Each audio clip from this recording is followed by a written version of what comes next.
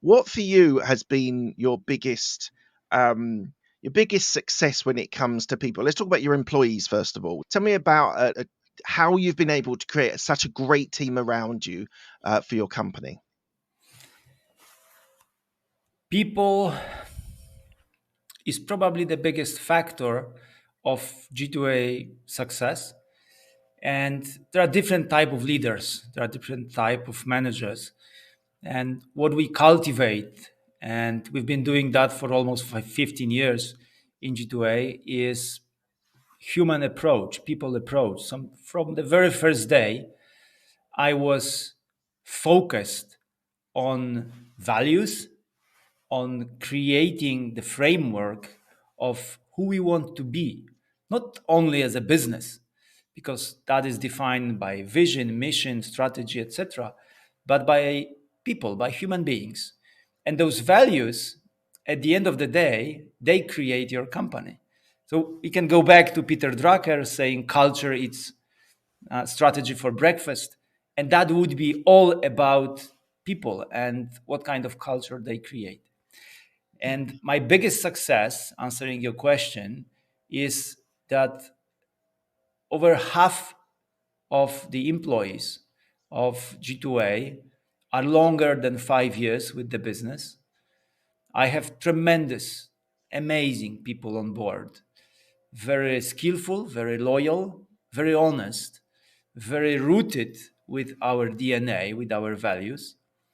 At the same time, half of the people came to G2A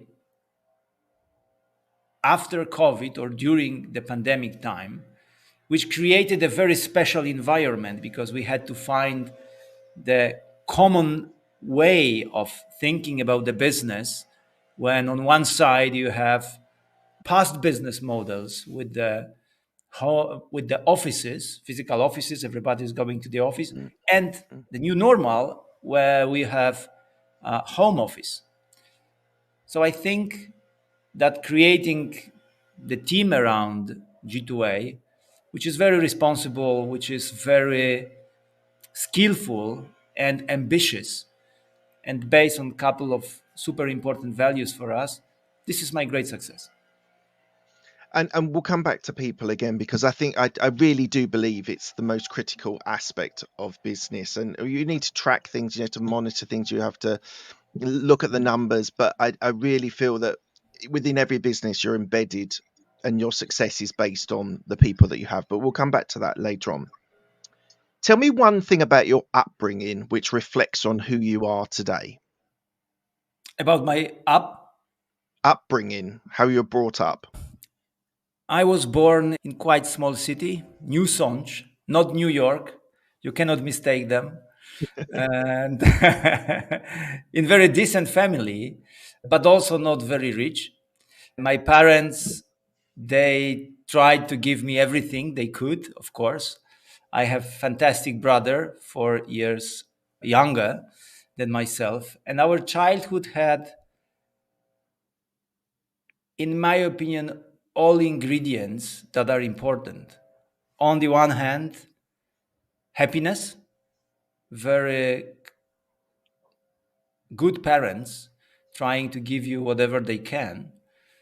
At the same time, challenges, because challenges create character.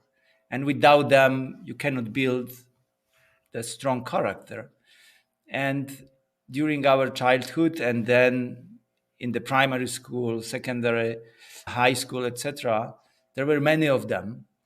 And I think this mix was super important for me. My father was entrepreneur and I could observe his ups and downs. He was on the top of the game and he was on the very bottom of the game. And I could observe his at home and in the office. And I would see incredible examples of how good was his approach to people. Probably this is one of the cornerstones I brought from my family home because he was, on one hand, very respectful to them, and on the other, very friendly and very generous. And my mother, she taught me that whatever you do it either on the best way you can or stop doing it. And I think this was a secret sauce of who I am today. So I can say I was blessed with childhood, and the first part of my life was the key to who I am today and where I am. Do you think your father being an entrepreneur was a direct correlation between before when you got to the age of working and starting businesses? Do you think he was the main factor that you wanted to be entrepreneurial? Yes, because very early I started working. I was in my high school when I was earning money. I was tennis trainer. I was stringing the rackets. I was even cleaning the cars of my neighbors just to earn $2 per car. And and in my high school, I already knew that I want to be the CEO of the business, the founder of the business. So very early, I knew that this is the direction for me. I had one moment when I had to decide whether I want to be a professional tennis player or I want to be a business person.